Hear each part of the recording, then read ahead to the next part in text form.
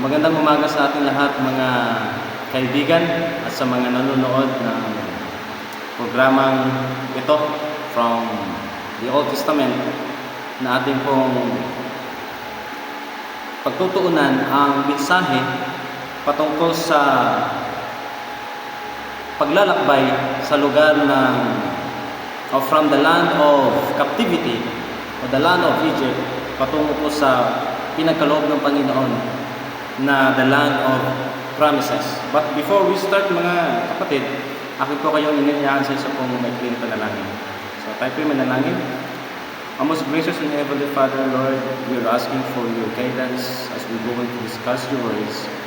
With me, Lord, your presence will be dwelling us. Anoint your servant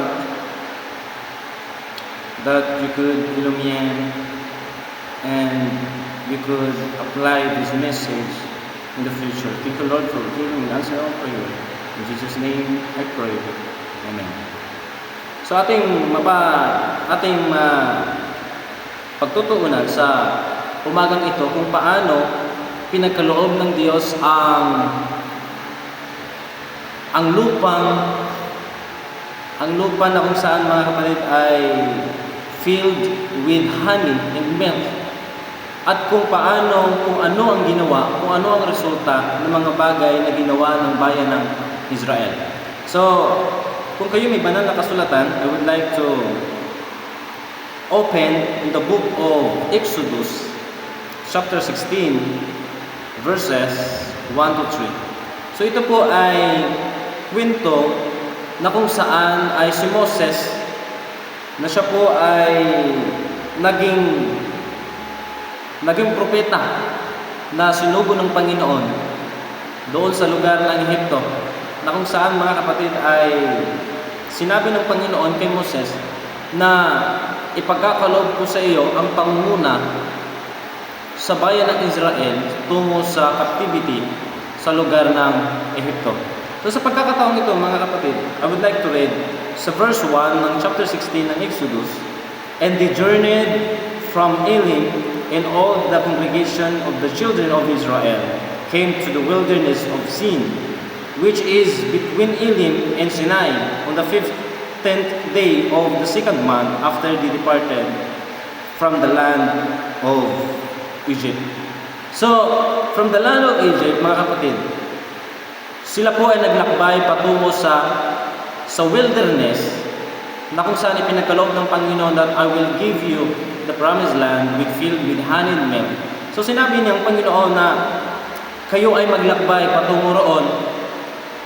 Ngunit sa kanila pong paglalakbay mga kapatid, so the whole congregation in verse 2 of the children of Israel complained against Moses and Aaron in the wilderness. Sa kanilang paglalakbay mga kapatid patungo sa the land of promises, sila po ay naglakbay sa Elim at sa kaligitnaan po ng Elim and Sinai. Sila po ay nasa wilderness of Sin. So, sa kaligitnaan ng kanilang paglalakbay mga kapatid, the congregation of the people of Israel was complaining against Moses and Aaron. So ano ang mga bagay nito? Bakit sila ay nagreklamo kay Moses? Sapagkat sinabi ng Panginoon that I will give you the promised land filled with honey and milk, na kung kayo ay mapaparoon sa lugar na iyon, hindi na kayo makakaranas ng gutom, just like sa nangyari sa kanila sa lugar ng Ehipto. But sa verse 3, and the children of Israel said to them, "Oh, that we had died by the hand of the Lord in the land of Egypt, when we sat by the pots of meat, and when we ate bread to the full. For you have brought us out into this wilderness to kill those whole assembly with hunger." Ating makikita mga kapatid that the Lord said to Moses na sinabi niya na, "Behold, ako ay magkakaloob sa inyo ng pagpapalang mula sa langit." So pagpapalang ito mga kapatid, hindi alintana ng mga bayan sa bayan ng Israel na kung ano ang sakripisyo ng Panginoon sa kanila. But, in the last part mga kapatid, sa kadahilanan na sa kanila pong paglalakbay sa lugar ng wilderness, so nakaranas sila mga kapatid ng init, gutom, at kung ano pa man ang kanilang naranasan sa daan. That's why the children of Israel was complained against Moses and Aaron. So yung ang sinabi nila mga kapatid na mas mabuti pang mamatay na lang sa lugar ng Ehipto, na kung saan nararanasan nila ang kabusugan, naranasan nila ang pagkain na kung ano-anong nais nila, kaysa naman mamatay sa lugar ng Ehipto, ay sa lugar ng wilderness na kanilang pinaglalakbayan. That's why mga kapatid, ang aking puntupiko sa oras na ito ay sa aplikasyon sa ito pong kwento, na ang kanilang mga mata patungo sa Kanaan, na kung saan ipinagkaloob ng Panginoon, the land of promises filled with honey and milk. Ngunit ang kanilang mga isip ay naroon sa Ehipto.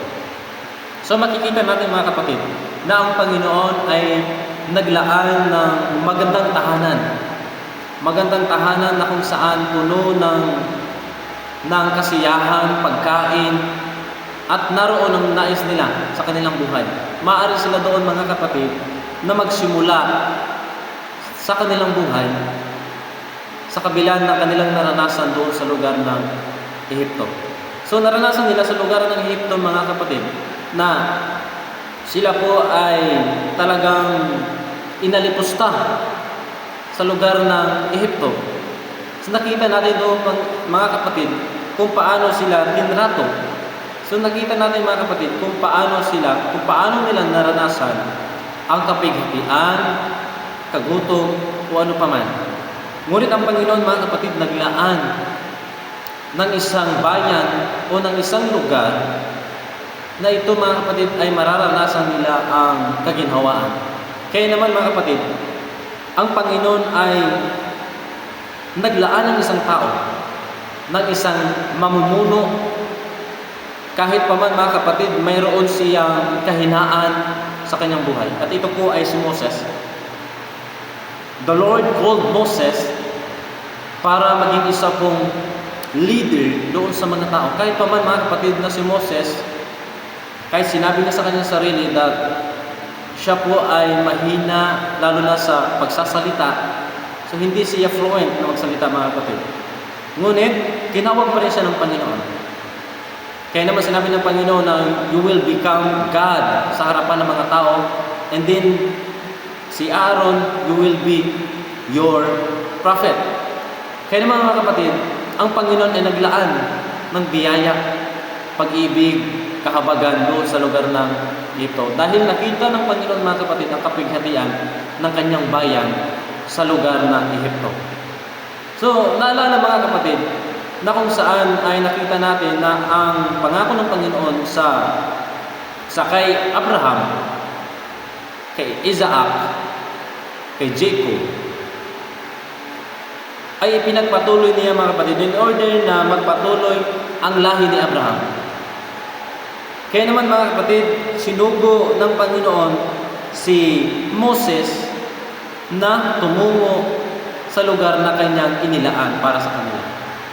Ang problema mga kapatid, dahil sa kanilang naranasan sa gitna ng wilderness, so they started complaining, murmuring.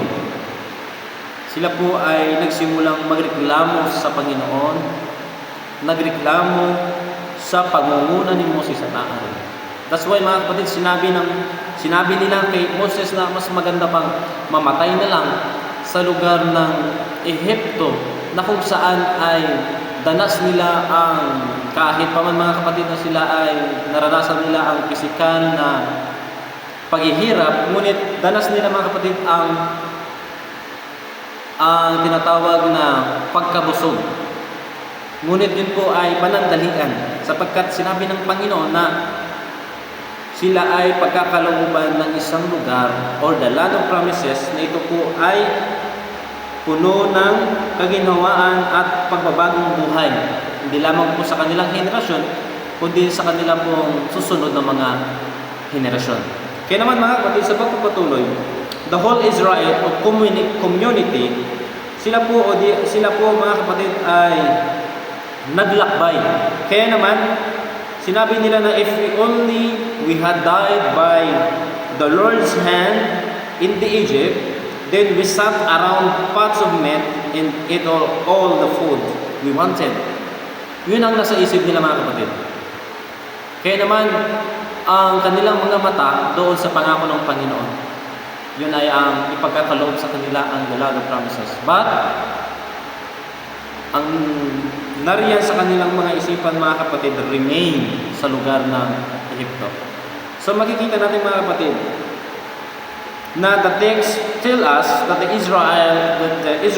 Israelites, as they started their hike to the promised land, they estimated mga kapatid na 45 days na makakarating sila sa lugar ng Canaan. Pero dahil po sa nangyari mga kapatid sa lugar ng wilderness of sin, naranasan nila mga kapatid that they started complain against Moses, murmured against Moses. So, nakita natin mga kapatid na hindi nila natagpuan ang lugar ng Canaan for so many years. 45 years mga kapatid, 45 days estimated na makakarating sila sa lugar na iyon. But 40 years sila ay nakarating sa lugar ng Canaan. Bakit mga kapatid? Bakit nangyari ang mga ganoong bagay? Dahil po sa kanila pong unwillingness sa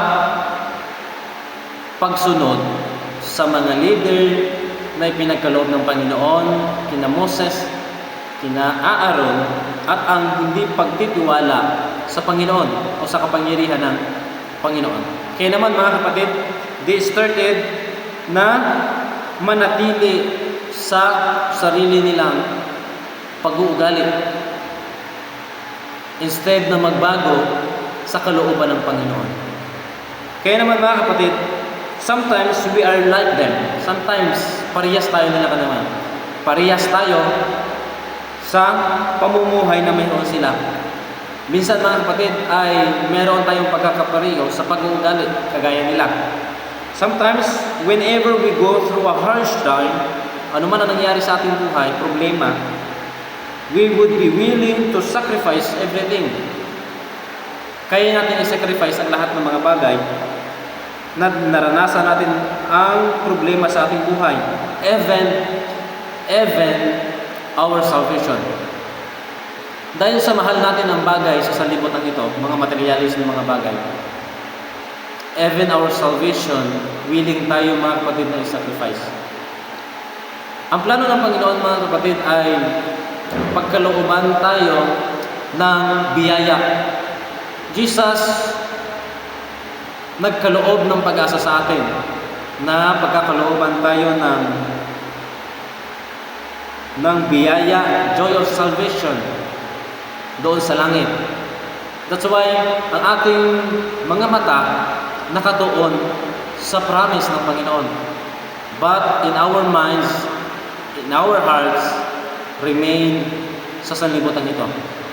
Kaya naman mga kapatid, na just to return to old lives. Just like sa naranasan nila Moses, the people of Israel started complain against Moses.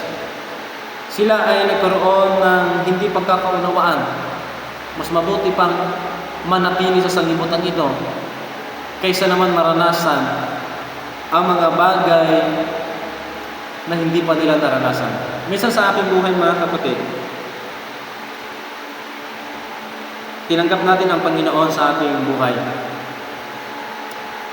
We're not exempted na mangyayari sa atin ang nangyari sa kanila. Mas mahigit pa ang mararanasan natin kaysa sa kanila, mga kapatid. It's up to you kung yung paghihirap mo kasama ang Panginoon, mga kapatid, hindi, it will not be shaken. Maari, mga kapatid, kung ang ating mga sarili nakatuon lamang sa sanlibutan ito, maari, mga kapatid, tayo ay mapapalayo sa Panginoon. Maari ang Panginoon ay malayo sa ating buhay. Kaya naman sa pagkakataong ito, mga kapatid, we cannot reach the promised land in heaven if we keep thinking about this world. Our eyes nakatuon sa pagpromesa o sa promise ng Panginoon. Ngunit ang ating pong mga isip, ang ating pong puso, nakatuon sa mga bagay na narito sa liputan. Kung ganoon, mga kapatid, we cannot reach the land na ipinagkaloob sa atin ng Panginoon, at yun po ay ang langit. Kaya naman, sa pagkakataon ito, mga kapatid, bago po ako magtatapos, so I have 3 points na ipagkakaloob sa inyo bago po tayo ay pagtapos. In Exodus 16, verse 1 to 3, the first point that we will discuss this morning, mga kapatid, ay transfer your thoughts. Transfer your thoughts, mga kapatid. So, sinabi ng Romans 12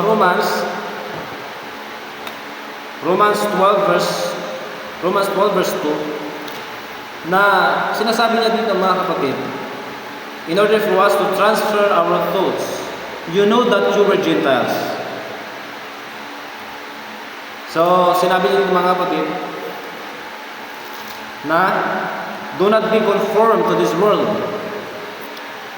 Do not be conformed to this world, but be transformed by the renewal of your mind, that by this testing you may discern what is the will of God, what is good and acceptable and perfect. So the Lord said na in order for us, mga kapatid, na magbago ang ating mga isip patungo sa ating Panginoon, mga kapatid, do not be conformed to this world. Huwag tayo, mga kapatid, makibahagi sa sanlibutan ito. Mga bagay na hindi po makapagbibigay ng kaluwalhatian sa harapan nating Panginoon. The Lord gave promises sa atin. Kaya naman, mga kapatid, in order to respond these promises, so experiencing with God, kasama ang Panginoon, mga kapatid, ano man ang mangyari sa ating buhay, so mananatili tayo sa ating Panginoon because nanatili siya sa ating buhay. Just like sa nangyari sa bayan ng Israel, ang kanilang mga isip, mga kapatid, ay nanatili sa sanlibutan ito. Just like the land of captivity or the land of Egypt. The Israelites are ready to leave the land with flowing with milk and honey. So, but they can go back to their old lives. Bakit, mga kapatid? Because we are sometimes like them. Kagaya lang tayo nila, mga kapatid. Jesus believed na makakatanggap tayo ng kaligtasan. But in our lives, remain in this world. Kaya naman, mga kapatid, in order for us to transfer our thoughts, pangunahan natin, mga kapatid, na ang Panginoon ang manguna sa ating pong buhay. Ang ikalawa,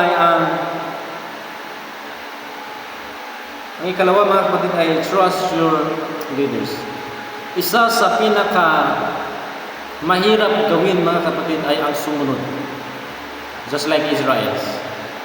The children of Israel, mga kapatid, they have enough trust, or they have enough trust kay Moses and Aaron, but not sufficient trust kay Aaron. Ano ang pagkakaiba nun, mga kapatid?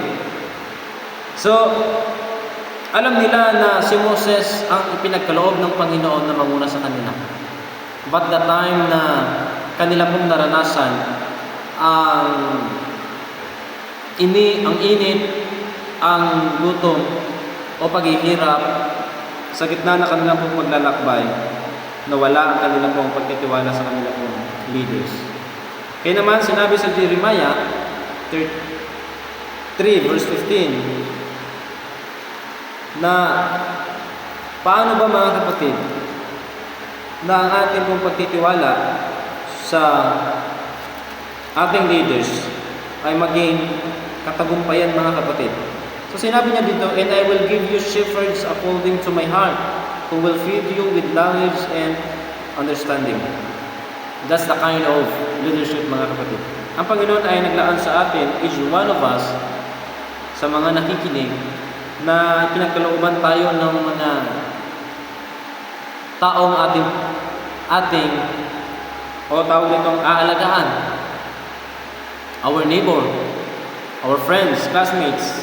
That's why, mga kapatid, as a leader, being a leader called by God, so kaya naman, mga kapatid, inalaan sa atin ang pagtitiwala na ipagpatuloy ang gawain ng Panginoon sa sanlibutan ito. In order, mga kapatid, na ma-reach nila ang the land of promises, and that is heaven. Ang ikatlong, mga kapatid, ay ang ikatlong punto, mga kapatid, natin kung pagtutuunan sa mga araw na ito ay toil for God. O kumbaga, mga kapatid, sa paghihirap natin sa mundong ito, dapat nariyan ng Panginoon. Kaya naman, according to sa 1 Corinthians 1, 10 verse 31, it says that, so whether you eat or drink, or whatever you do it all for the glory of God. Whatever you do, mga kapatid, kahit natutulog ka, kahit sa iyong iniisip, kahit sa iyong ginagawa, kasama ang Panginoon at makapagbibigay ka ng kaluwalhatian. Kaya naman, in order for us na makasama ang Panginoon sa buhay natin, hindi lamang sa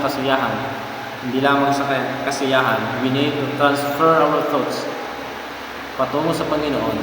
Ang ating mga kaisipan patungo sa Panginoon, laman ang ating damdamin patungo sa Panginoon. And we will be closer to His presence. The Lord will be closer to our presence.